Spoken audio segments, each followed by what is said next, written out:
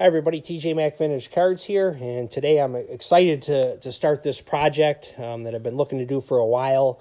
I've been acquiring some of the cards and other ones I've had in the collection for quite a long time.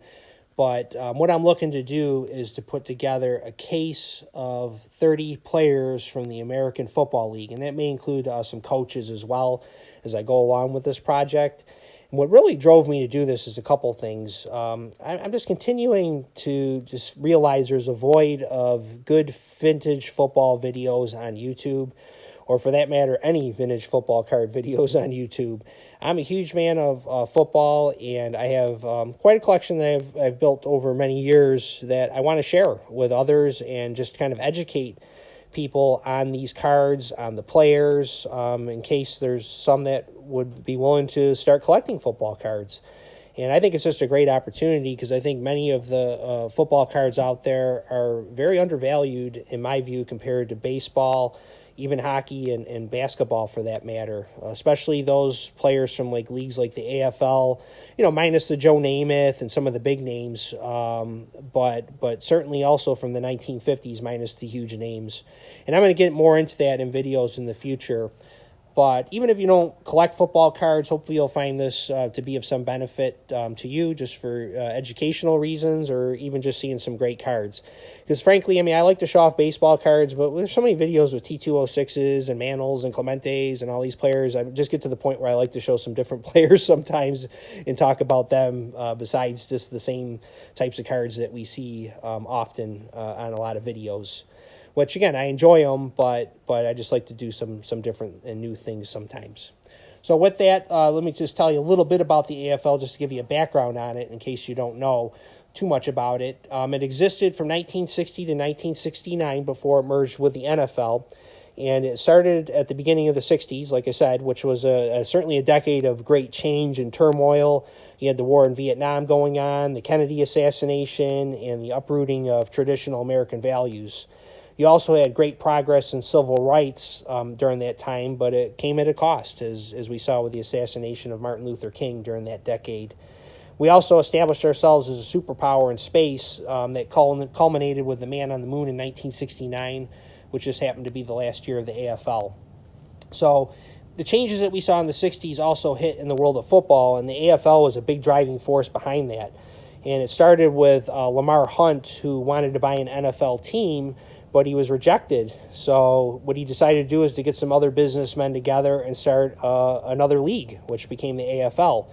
And the beginning of the AFL had 8 teams, and you can see there's 10 buttons here with the different teams. There was no Dolphins and no Bengals, but you had the Boston Patriots, the Buffalo Bills, the at the time Houston Oilers, and then you had the New York Titans, which later became the Jets, and then the Denver Broncos, the Dallas Texans, which later became the Kansas City Chiefs, the Oakland Raiders, and the San Diego Chargers.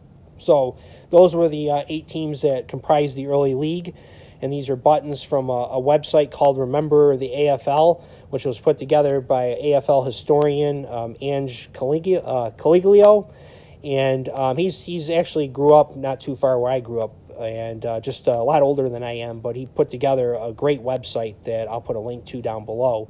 And I also got from that website this lithograph here of different quarterbacks from the AFL. And you can see some of them there, like Joe Namath and John Hadle, Darryl LaMonica, Lenny Dawson, Bob Greasy, just some different guys from the league at that time, which I think is a really cool looking picture there. So that's how I wanted to start this. And from the AFL, there's just so many things that we see in the modern football game that started there, like the 2-point conversion was in the AFL. They had official time on a scoreboard clock. Having the players' names on the uniforms. The black players' skills were recognized in that league as well, much more widely than in the NFL, which was comprised of far more white players. And the AFL, just really because they needed talent to make the league work, brought in a lot of black players, and it turned out to be certainly a good thing for the league and a good thing for our society. And then you have also the first national televised professional football games were in the AFL as well.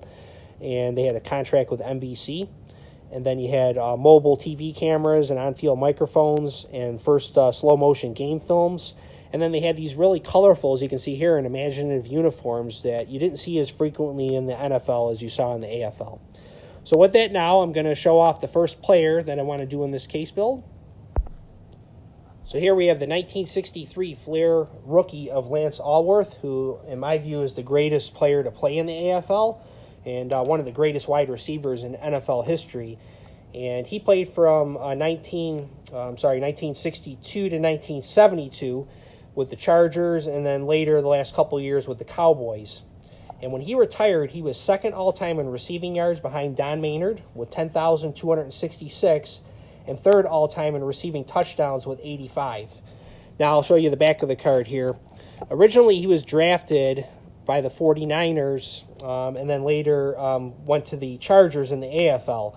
He did not sign with the 49ers and instead signed with the Chargers.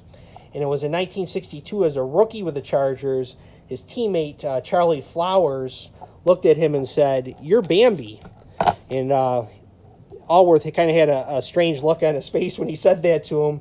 And he said, "You have big brown eyes and the way you move." And Alworth apparently didn't like the name very much, but if you ever see footage on this guy, it certainly fit.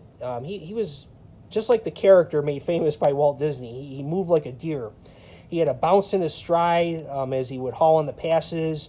You can just see highlights of him running and jumping and dodging with incredible grace. And he really became a legend of the league. And what I really liked learning about him is just the way football was at the time. Guys were getting hit off the line, and he was still getting open and just had some tremendous seasons in that league. It was only 14-game seasons at the time, and he had 7 1,000-yard seasons, and he became a first AFL player inducted into the Pro Football Hall of Fame in 1978. He was a 7-time Pro Bowler, a 6-time All-Pro, and the 1963 UPI AFL Player of the Year. I'm going to show you some other cards of his. So here you have his 1964 Topps and 1966 Topps cards. I don't have the 65 Tall Boy because I don't like the Tall Boy cards because they don't display real well. I like the look of them, but they don't display real well in my card room. And then here you can just see the backs of these cards. And really, he made a lot of nice cards, I think. And this one here in particular, the 66 Topps, I like because the AFL had the TV contract at the time. And I like that they depicted that on the card with the television screen, similar to 55 Bowman. And then you also saw it with the 66 Topps hockey set as well. So this is really a nice card of Alworth, and I like also that they're depicted in the blue Chargers uniforms of the day. So 2 nice cards here. Here's his 67 and 68 Topps cards. Look like they could have been from even the same photo shoot.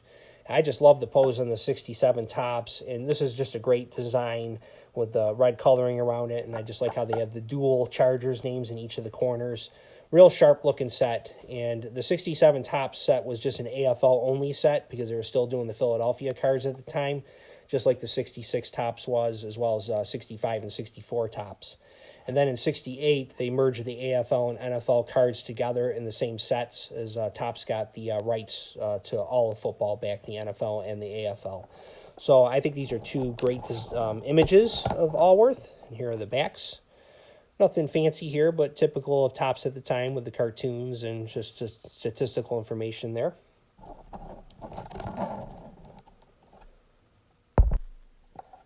Here's the 69 and 70 Topps. What's really incredible about Alworth, too, is that in 1965, he averaged 114 yards receiving a game over a 14-game season, and that's like 1,600 yards receiving. And I think he had 3 seasons where he averaged over 100 yards a game. Just a fantastic talent of his era. There's just the backs here, 69 and 70 Topps. I think he made a lot of nice-looking cards, too. There's 69 Topps, the last use of the logo until 1982 Topps. Nice bright backgrounds. And the last 2 I'm going to show today are the 1971 and 72 Topps. These 71s, from a condition standpoint, are really tough cards because of those colored borders. I got most of these cards quite a while ago. I've been a football collector for many years. And Alworth is one of the early players I targeted just because he's a player that I just have a lot of admiration for, and always enjoyed reading about him and even watching different videos and things on him. So this would be his 71 Topps, his last with the Chargers, and then the 72 Dallas Cowboys card. He also has a 73 card, but like I said, he retired in 72. They did make a card of him in 73. I'll probably pick that one up at some point, just haven't added it to my collection yet. But just wanted to show these ones off just to give you a little more glimpse into the cards of Lance Alworth. But he certainly was one of the greats of his day. I'm happy to add him to my collection. And I really look forward to putting this series together. And I'm hoping just some of you will get something out of it. If not, it'll be something that my kids might enjoy someday when I share these videos with them. Everybody have a great weekend, and we'll talk again soon.